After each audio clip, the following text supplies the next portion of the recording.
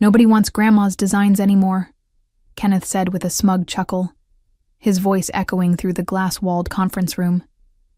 We need fresh blood on the innovation team, not outdated concepts from the 80s.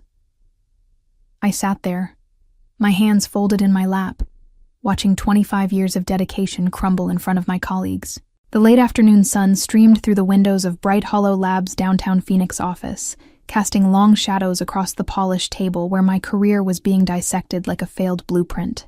My name is Eliza Freeman. I'm 56 years old, and I've been designing sustainable architecture since before it was trendy. For over 2 decades, I've poured my heart into this firm, creating innovative green buildings that balanced functionality with environmental responsibility. I've won awards, mentored young architects, and helped establish Bright Hollow Labs as a leader in sustainable design. But today, none of that seemed to matter. Your aesthetic has become... Kenneth paused, searching for the right words while adjusting his expensive watch. Dated.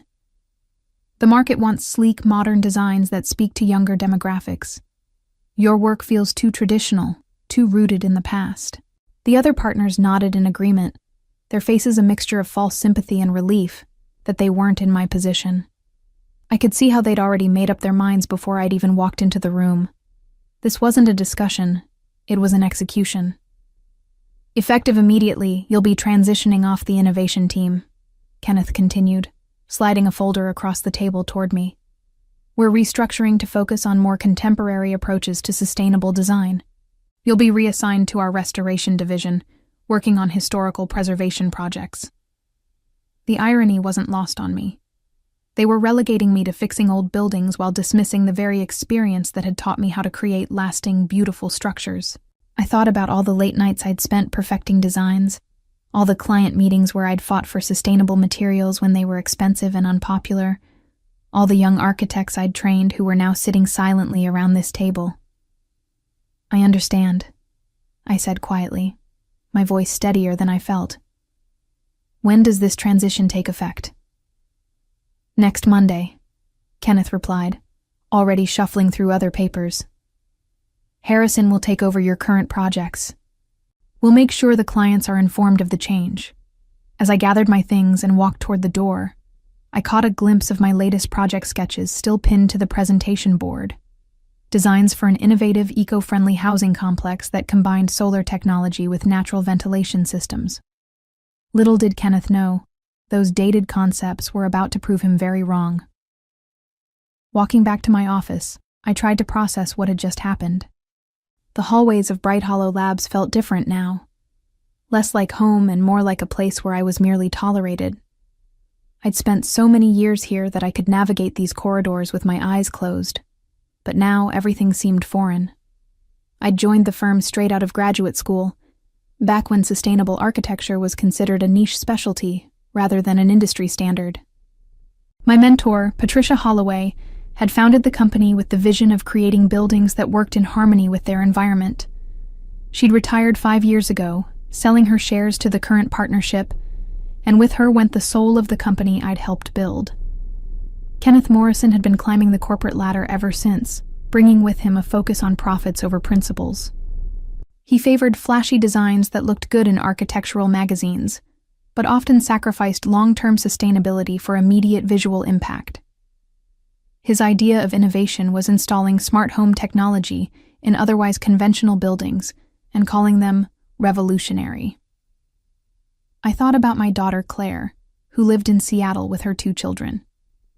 She'd often asked me why I stayed at a firm that seemed to undervalue my contributions. "Mom, you could start your own practice," she'd say during our weekly video calls. "You have the experience and the reputation." But Bright Hollow Labs had been my professional identity for so long that I couldn't imagine working anywhere else. As I reached my office, I noticed the photos on my desk, images of buildings I'd designed over the years. There was the community center in Tucson that had won a state sustainability award, the elementary school in Tempe that had reduced its energy consumption by 60%, and the affordable housing project in Mesa that had become a model for other cities. Each project represented not just a building, but a piece of my professional soul. My computer chimed with an email notification. It was from the Phoenix Green Housing Initiative, marked with high importance. I'd submitted my independent design proposal 3 months ago, working on it during evenings and weekends in my home studio. The city had announced a competition for sustainable, affordable housing concepts, and I'd decided to enter under my own name rather than through the firm. The email was brief but promising. They wanted to schedule a presentation meeting for the following week. My heart began to race as I realized that while Kenneth was pushing me toward the exit, my own work might be opening an entirely different door. I quickly responded, confirming my availability, then sat back in my chair with the first genuine smile I'd felt all day. The weekend passed in a blur of mixed emotions. I found myself oscillating between anger at Kenneth's dismissive treatment and excitement about the upcoming presentation with the city. Saturday morning, I spread my competition designs across my dining room table, reviewing every detail with fresh eyes. My concept centered around modular sustainable housing units that could be adapted to different family sizes and lot configurations. The design incorporated passive solar heating, rainwater collection systems, and rooftop gardens that residents could use for growing food. The aesthetic was clean and modern, but grounded in practical functionality, what Kenneth would probably call grandma's designs, but what I knew was simply good architecture. Sunday afternoon, Claire called for our weekly check-in. "You sound different, Mom," she said after I'd told her about being removed from the innovation team. "I was expecting you to be more upset." "I am upset," I admitted, walking around my home office where I'd spent countless hours on personal projects. "But I'm also feeling something I haven't felt in years: freedom. For the first time, I'm working on something that's entirely mine." "Tell me about this city project," she said, and I could hear genuine interest in her voice. I explained my housing design concept, how it could provide affordable, sustainable homes while creating a sense of community through shared green spaces and energy systems. As I spoke, I realized how passionate I still felt about my work, despite the firm's attempt to make me feel obsolete. "Mom, this sounds incredible," Claire said. "When is your presentation?" "Tuesday afternoon. I've been refining the proposal all weekend." I paused, looking at the drawings spread across my desk. The funny thing is, this design incorporates everything I've learned over 25 years. It's not dated. It's evolved. Monday morning arrived with an email from Harrison, the young architect who would be taking over my projects. He wanted to schedule a meeting to discuss the transition. I agreed, though I found it ironic that someone half my age with a fraction of my experience was considered more innovative, simply because he preferred glass and steel over natural materials. The meeting was professional but awkward. Harrison clearly felt uncomfortable about the situation, and I didn't want to make it harder for him. He was talented, just inexperienced, and none of this was his fault. "I've reviewed your current projects," he said, spreading files across the conference table. "Your work is really impressive. I hope I can maintain the same level of quality." "You will," I assured him. "Just remember that sustainable design isn't about following trends. It's about creating buildings that will serve people well for decades." As I handed over my project files, I felt a strange sense of closure. These buildings would be completed by someone else, but they represented my past. Tuesday's presentation would determine my future. Tuesday morning, I arrived at the office early to finish clearing out my workspace from the innovation team area. The building felt quieter than usual, with most staff not arriving until 8 a.m. I'd always been an early riser, preferring the peaceful hours before the day's chaos began. Kenneth walked by my former desk as I was packing the last of my personal items. "How's the transition going, Eliza?" he asked, his tone suggesting he was asking out of obligation rather than genuine concern. "Smoothly," I replied, not looking up from the box I was filling. "I'll be completely moved to the restoration department by this afternoon." Good, he said, then paused. "I hope you understand that this decision wasn't personal. It's just business. The firm needs to stay competitive." I finally looked up at him. This man who'd spent the last 5 years systematically undermining everything Patricia Holloway had built. I understand completely, Kenneth. Sometimes change is exactly what's needed.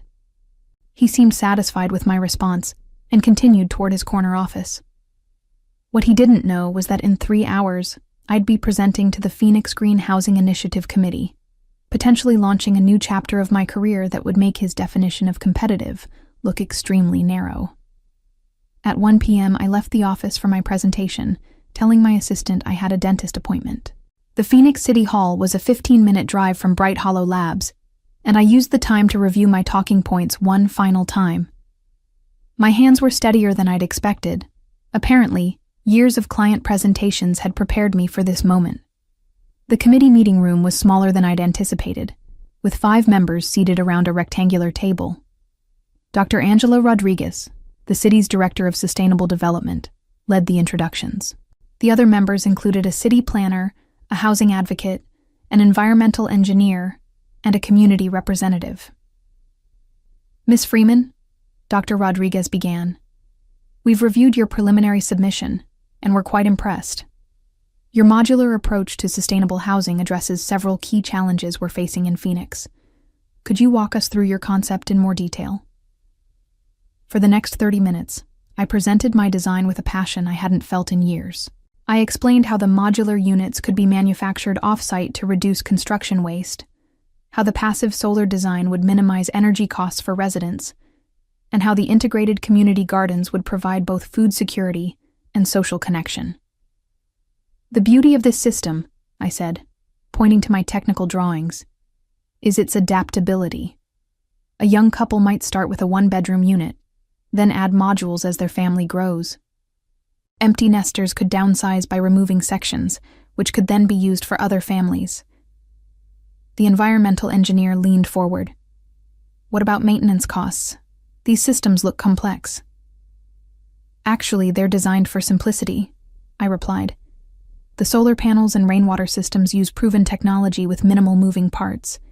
The construction materials are chosen for durability and low maintenance. Over a 20-year period, residents would save significantly on utility costs. The questions continued for another 20 minutes, each one allowing me to demonstrate the depth of thought I'd put into every aspect of the design. These weren't just pretty drawings. This was a comprehensive solution to urban housing challenges. Ms. Freeman, Dr. Rodriguez said as the session concluded, we have 3 more presentations this week, but I can tell you that your proposal addresses our requirements exceptionally well. We'll be making our final decision by Friday and announcing the winner next Monday. As I drove back to Bright Hollow Labs, I felt a mixture of hope and nervous energy. Whether or not I won the competition, I'd reminded myself that my designs weren't dated. They were timeless, practical, and innovative in ways that mattered beyond aesthetic trends. The rest of the week crawled by at an agonizing pace. I threw myself into my new role in the restoration department, reviewing historical preservation guidelines and studying architectural drawings from the 1920s and 1930s. The irony wasn't lost on me. While Kenneth dismissed my work as dated, I was now officially responsible for maintaining buildings from nearly a century ago. Thursday afternoon, I received an unexpected visitor. Harrison knocked on my new office door, looking uncertain. Eliza, do you have a minute? I'm running into some issues with the Scottsdale project. I gestured for him to sit down.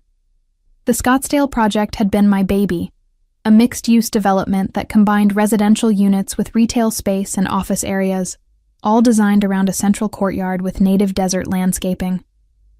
The client is asking for modifications to the ventilation system, Harrison continued. They want to add more mechanical cooling, but I'm not sure how that affects your sustainability calculations. I pulled out my original notes for the project. The natural ventilation system was designed to work with the building's orientation and the thermal mass of the adobe walls. If you add conventional air conditioning, you'll need to recalculate the energy load for the entire building. We spent the next hour going through the technical details. Harrison was bright and eager to learn, but he lacked the experience to understand how changing one element of a sustainable design could affect the entire system. As we worked, I realized how much institutional knowledge was walking out the door with my demotion. "You know," Harrison said as we finished, "I've been looking at your other projects. Your approach to sustainable design is really sophisticated. I don't understand why." He trailed off, clearly uncomfortable, criticizing the partners. Why I was moved off the innovation team. I finished for him. Sometimes experience is seen as a liability rather than an asset. Friday morning brought an email that made my heart skip. Dr. Rodriguez wanted to schedule a follow-up call for 2 p.m. The subject line read, "Phoenix Green Housing Initiative, Next Steps." I tried not to read too much into the phrasing, but next steps sounded promising. The call lasted only 10 minutes, but they were the most important 10 minutes of my professional life. "Ms. Freeman, I'm pleased to inform you that the committee has selected your modular sustainable housing design as the winner of our competition. Your proposal scored highest in every category we evaluated: innovation, sustainability, cost-effectiveness, and community impact." I sat in stunned silence for a moment, then managed to say, "Thank you. I'm honored and excited to move forward. The formal announcement will be made Monday morning at 10 a.m., Dr. Rodriguez continued. "We'll be holding a press conference at City Hall, and we'd like you to be present to answer questions about the design. This is a significant initiative for Phoenix. We're planning to build the first phase of 200 units within 18 months. After the call ended, I sat in my office, processing what had just happened. In the span of 1 week, I'd gone from being dismissed as irrelevant to winning the most significant housing competition in the city's history. My dated aesthetic had just been selected to house thousands of Phoenix residents in innovative, sustainable homes. I thought about calling Claire immediately, but decided to wait until after the public announcement. There was something satisfying about keeping this victory private for a few more days, especially while Kenneth continued to restructure the innovation team around more contemporary approaches.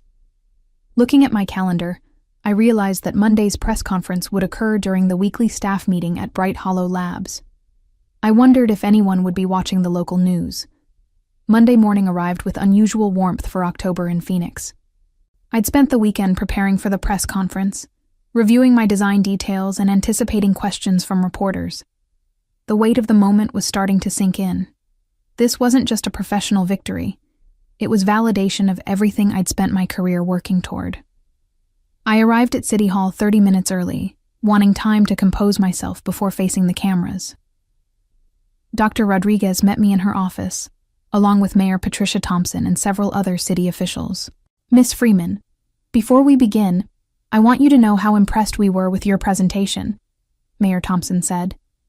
"This housing initiative represents the future of sustainable urban development, and your design will serve as a model for other cities across the Southwest."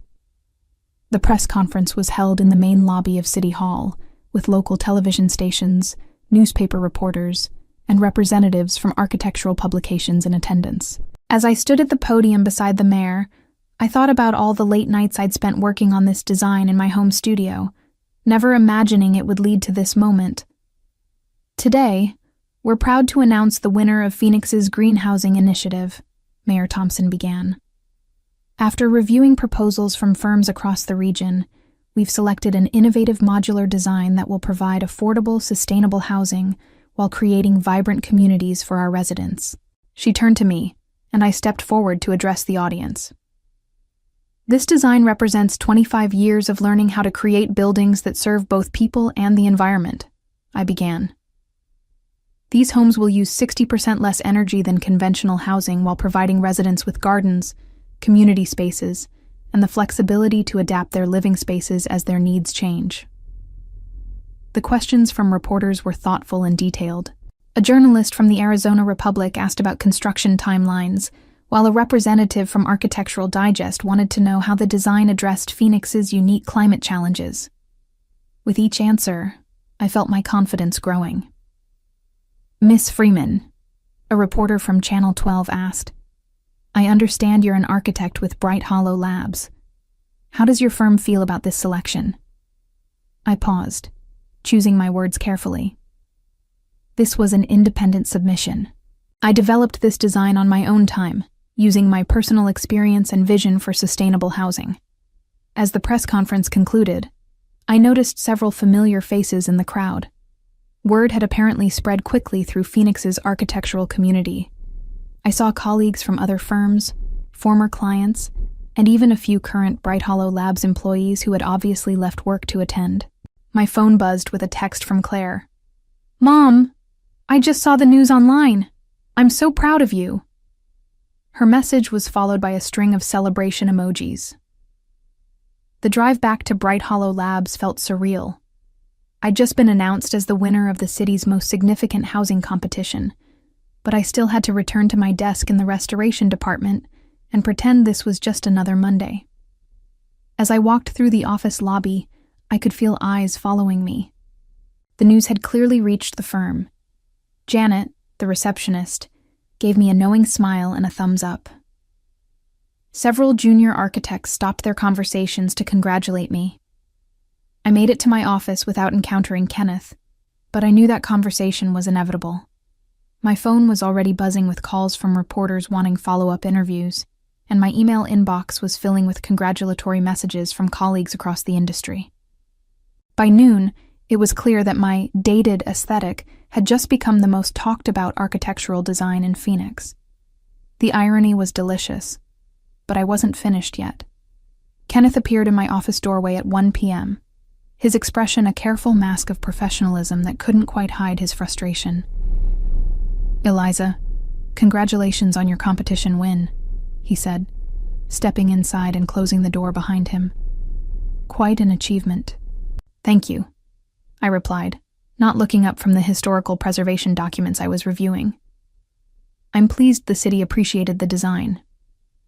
"I'm curious," he continued, settling into the chair across from my desk. "When exactly did you develop this proposal? I don't recall seeing any modular housing concepts in your recent project portfolio." I set down my pen and met his gaze directly. "I worked on it during my personal time, using my home studio. The design process took about 6 months, primarily evenings and weekends." Kenneth's jaw tightened slightly. "I see. And you didn't think to discuss this with the firm? After all, Bright Hollow Labs has been your professional home for 25 years. The competition guidelines were clear that submissions could come from individual architects or firms," I said calmly. "I chose to submit as an individual." "But surely you understand the optics here," Kenneth pressed. "You're a Bright Hollow Labs employee winning a major city contract just days after being restructured within the firm. It could appear that we don't recognize our own talent." I almost laughed at his audacity. "The competition was announced 4 months ago, Kenneth. The submission deadline was 3 months ago. The judging process has been ongoing for weeks. None of this happened just days after anything." He stood up, his composure finally cracking. "The partners and I need to discuss how to handle this situation. The press is already calling for statements about our role in the project." "I'll save you the trouble," I said, returning to my documents. "I'll be handling all media inquiries personally." By Tuesday morning, the story had gained momentum beyond what anyone anticipated. The Phoenix Business Journal ran a front-page feature titled, "Local Architect's Independent Design Wins City Housing Competition," with a sidebar article analyzing the growing trend of sustainable architecture in the Southwest. More significantly, Architectural Review, the industry's most prestigious publication, had picked up the story. Their online article, Innovation from Experience: How 25 Years of Practice Led to Award-Winning Design, included a detailed analysis of my modular housing concept and interviews with sustainable design experts praising the approach. Kenneth called an emergency partners meeting for Tuesday afternoon. I learned about it from Harrison, who'd been asked to compile all materials related to my previous projects for the firm. "They want to see everything you worked on for the past 2 years," he told me, looking uncomfortable. "Kenneth specifically mentioned reviewing your project documentation for any connection to the winning design." I almost felt sorry for them. They were scrambling to find some way to claim partial credit for my success, not understanding that this design represented a completely different philosophy from anything Bright Hollow Labs had pursued under Kenneth's leadership. Wednesday brought the phone call I'd been expecting. It was Kenneth, his voice strained with forced enthusiasm. Eliza, the partners have been discussing your recent success, and we'd like to propose a solution that benefits everyone. We're prepared to offer you reinstatement to the innovation team as lead sustainable design architect. We'd also like to discuss how Bright Hollow Labs might serve as the implementing firm for your housing project. I let the silence stretch for several seconds before responding. I appreciate the offer, Kenneth, but I'm quite content in my current role. As for the implementation, I'll be working directly with the city's selected construction partners. His sharp intake of breath was audible through the phone. Eliza, surely you can see the mutual benefit here. The firm's resources, our established relationships with contractors. The city has already selected their preferred partners. I interrupted gently. The decision is final. Thursday morning, I submitted my resignation letter to Bright Hollow Labs. After 25 years, it was time to start my own practice. The Phoenix housing project would be my first major client, but the phone hadn't stopped ringing since Monday's announcement. Architecture firms from across the country were calling, wanting to discuss partnerships or licensing agreements for my modular design concept. Kenneth made one final attempt to change my mind, appearing at my office as I packed my personal belongings. This is a mistake, Eliza. You're throwing away decades of stability for what might be a short-term success. I looked around the office I was leaving behind, then at the man who'd tried to make me feel obsolete. Kenneth, you told me nobody wanted Grandma's designs anymore. It turns out you were wrong about what people actually want. Claire flew down from Seattle for the weekend to help me set up my new home office. As we arranged my drafting table by the large window overlooking the desert landscape, she asked about my plans. I'm going to design buildings that last, I told her. Not just structurally, but in terms of their value to the communities they serve. I'm going to prove that experience and wisdom aren't dated. They're essential. The first phase of the Phoenix Green Housing Initiative broke ground 6 months later. Mayor Thompson invited me to the ceremony, where I watched construction crews laying the foundation for homes that would shelter families for generations. The design that Kenneth had dismissed as outdated was now being studied by urban planners from around the world. As I stood there watching my vision become reality, I realized that sometimes the sweetest revenge isn't proving your critics wrong. It's proving that you were right all along. My journey from dismissed employee to independent architect had taught me that true innovation comes not from chasing trends, but from understanding timeless principles and applying them to contemporary challenges.